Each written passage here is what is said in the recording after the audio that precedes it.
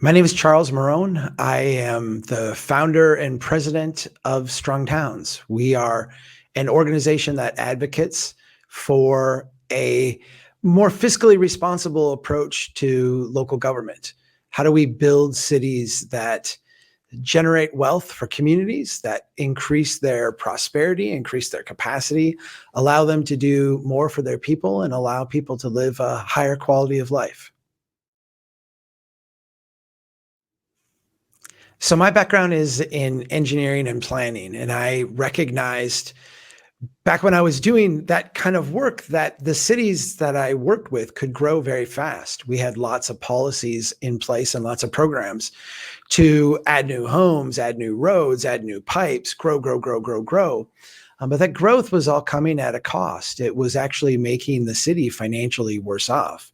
We were, in a sense, taking on a lot of long-term liabilities.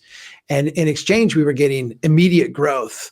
That math equation doesn't work over the long term. And so a strong town is one that at its core, at its essence, can take care of itself.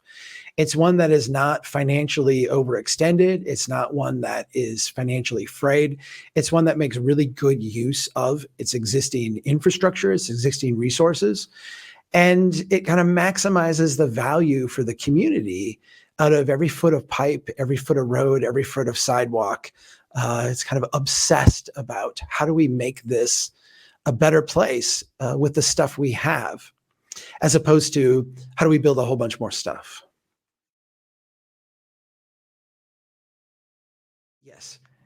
In 2022, we started to look at the different policy areas that we have been working in and focused on five what we are calling priority campaigns. The first one is transparent local accounting, the idea that local government budgets are often written with an investor in mind, a bond company, a ratings agency, and not the transparency to constituents, to people living in the community, or even to elected officials. Elected officials oftentimes find their own budgets to be very opaque. This is not necessary, and we advocate for better transparency in local accounting. The second campaign is safe and productive streets. The idea that when we look at a local street, a neighborhood street, the place where you might live or where you might shop or where you might go out to eat or what have you, that street is designed not for through traffic and the speed of through traffic, but for the value of that place. How do we de-emphasize the speed of through traffic and emphasize instead the value, the safety, the productivity of that street? The third campaign then is end highway expansions. We recognize that the federal government, state government spends a lot of transportation dollars in local communities, making investments that are marginal in terms of their benefit, but have enormous impacts in terms of taking the air out of the room locally. There's so many things that we need to do from a transportation standpoint at the local level, and building the fourth lane or the fourth overpass between you and the next city is just not it. We don't have the money to maintain the highways we've already built. We would like to see us shift our focus away from building more to making better use out of what we already have. The fourth campaign then is about incremental housing.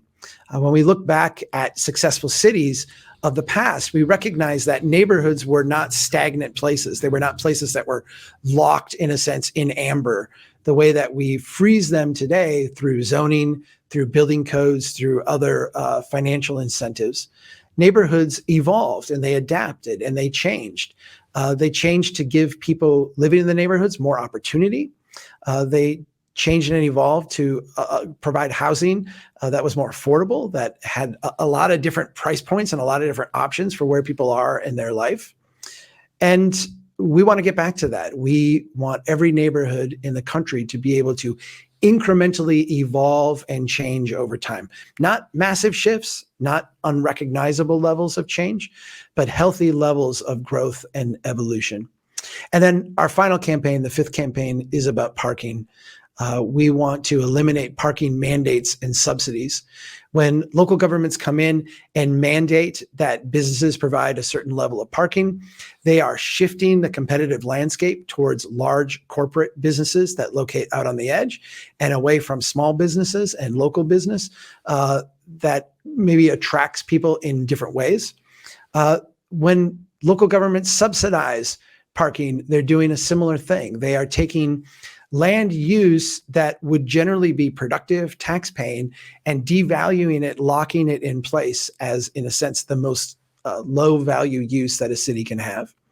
When you have a parking lot, you generally have sewer, water, roadway, sidewalk, storm sewer. You're draining that. You have an enormous amount of expense for a tiny, tiny tax base.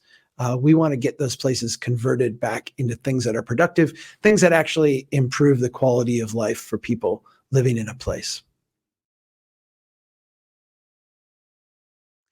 If you go into any city hall in America, you are going to run into a system that is oriented vertically, we call it. Most city halls are obsessed with what is the latest state program? What is the latest federal grant opportunity? Who is the developer that will come in from the outside and make an investment in our community? And so they become very sensitive to the vertical flow of cash into the city, enabling them to do things.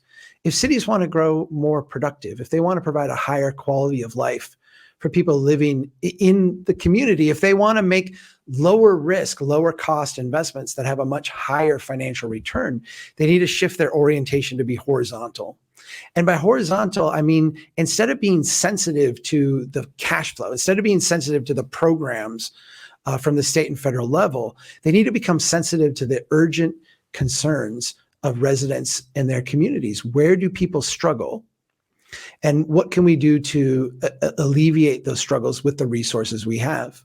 At Strong Towns, we've created a four-step approach to making low-risk, high-return investments. And it starts with going out and humbly observing where people struggle. Where are people having a difficult time using the city as it has been built? We then ask cities to ask themselves a question. With the resources we have, with the stuff we have on hand, what is the next smallest thing we can do to alleviate that struggle?